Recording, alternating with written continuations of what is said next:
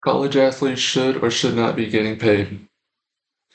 For decades, athletes have been classified or in several different ways characterized as competitive, motivated, and so much more. College athletes deserve more than what they are offered in comparison to how well they perform.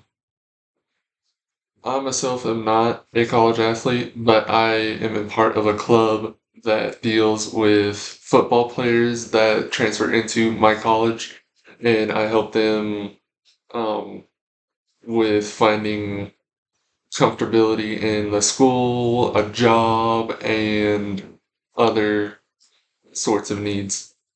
Um, the reason why you should be listening right now, you may be thinking to yourself, hey, college sports have nothing to do with me. That you might be right. They might have nothing to do with you. But having a future if in sports, our college athletes go into the professionals. And if we want to watch the professionals do the best that they can and have the best people in the professionals up there, we need to focus on our college athletes. Uh, with that being said, uh, the number one need for the number one need for college athletes is money, and that goes for all college students. Money to pay for tuition, books, housing, all that kind of stuff. That's needed for all college students, but especially for college athletes who work by practicing their sport constantly, just like a full daily job. Uh, Smaller schools don't get the funding that they need.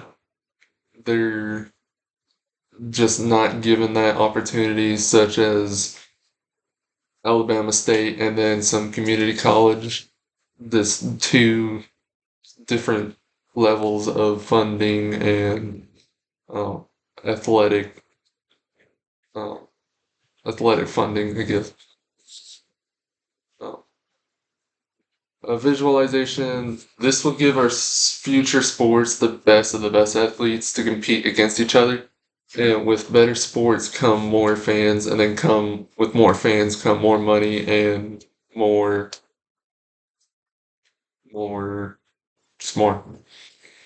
What might be misinterpreted is that sports might represent a full-time job for some athletes. This came from specific words from Isabella Richmond, 2023, in her article, Should College Athletes Be Paid? She also writes in that article, when you receive a pay raise at your job because of something that you went out of your way and did extremely well in, it seems rewarding. So the better you do, the better you are at your job, the higher raise you should be receiving, correct? So that's the same deal with students right now, or college student, or student athletes at the moment. The better you play, the more money you get. Next, next funding for the smaller schools that give athletes opportunities. From free sneakers and workout gear to high-end clothing items and dorm essentials, perks, or college athletes signing NIL deals have skyrocketed since student athletes were able to write in or write to cash in publicity. This is words coming from Sarah Coelho in 2025 in an article, What is NIL in College Sports? And how do athletes deals work? She also writes for athletes who combine strong social media presence, business savvy, and prowess on the field. Big brands are eager to shell out. That's also coming from Sarah Coel. Last but not least in importance, visualization. College athletes can put in upward of 40 hours a week practicing, training, and competing.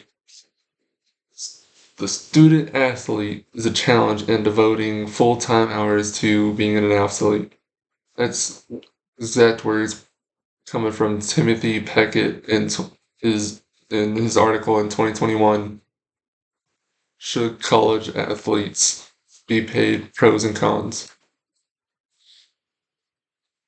He also writes a 2009 to 2010 CDC report found that more than 210,000 injuries are sustained by NCAA student athletes each year.